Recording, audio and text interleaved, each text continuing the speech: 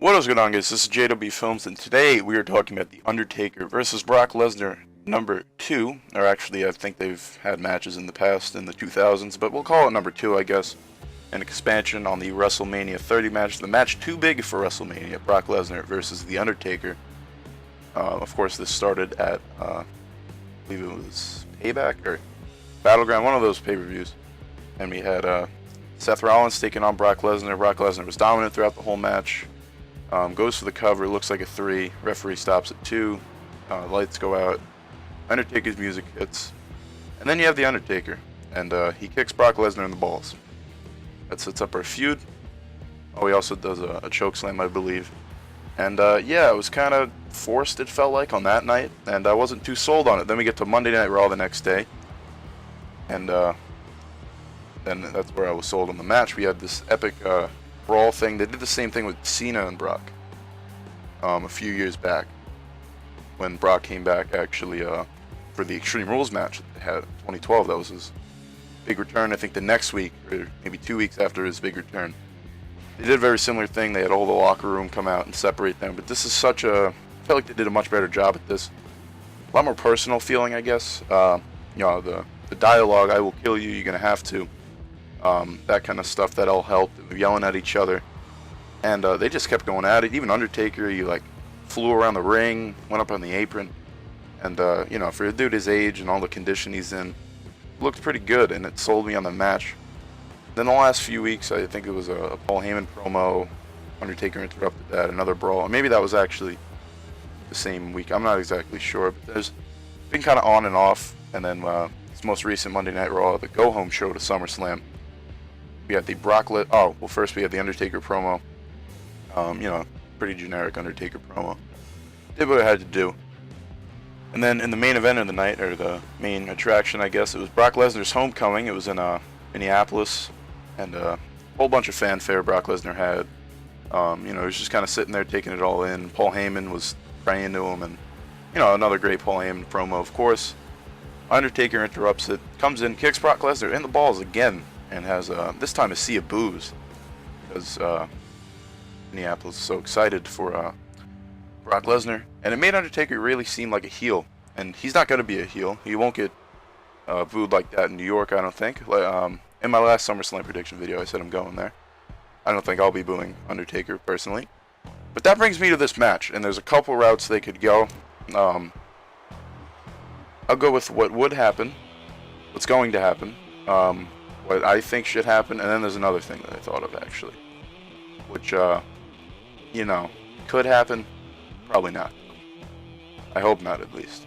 So, what should happen in my mind, Brock Lesnar inducts Undertaker officially into Suplex City, beats him again, and the reason for this, first of all, he's Brock Lesnar. He's meant to be superhuman, and he ended the Undertaker streak. And that alone, it launched him into this. He squashes John Cena, and his losses, I don't think he's had a clean loss really in a while, if any. It's all been some kind of bullshit involved. So you have that, and then, you know, The Undertaker, he's going to be at WrestleMania 32. I think that's pretty much confirmed. They want to do a sellout crowd. And, you know, The Undertaker is going to be around for a few more, you know, years or so. But Brock Lesnar, we know he's in great shape. You know, he's able to put on good matches. And they got like 5 years on his contract. He signed that big contract with, they saw it on SportsCenter or something a few months ago. And, you know, you got to build the future for Brock Lesnar. And, you know, the loss to The Undertaker, while it wouldn't necessarily hurt him, you know, just make him look too human. And with the current thing they're going, it's literally just Brock Lesnar goes in, destroys someone. And, you know, fans are happy with that. I'm happy with it. It's not really, you know, he's Brock Lesnar. He's an attraction. And I don't think that they should really kill his momentum like that. You know, so that's what I think should happen. That's what I showed in this match that you're going to see on the screen in WWE 2K15. And then what's going to happen, Undertaker's going to win. Everything's pointing to that. But then again, wasn't everyone thinking Undertaker's winning at WrestleMania 30? Now, I know this is a completely different situation, but, you know, just put that into perspective. You know, it's Undertaker's match. It's given. It's got to be Undertaker. It's the streak.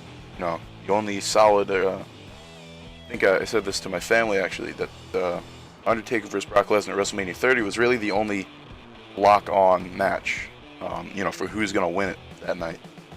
But then, the biggest shocker probably in, the last decade, Brock Lesnar ends the streak, and like I said, he goes on from there and he wins the title. He squashes John Cena, everyone else.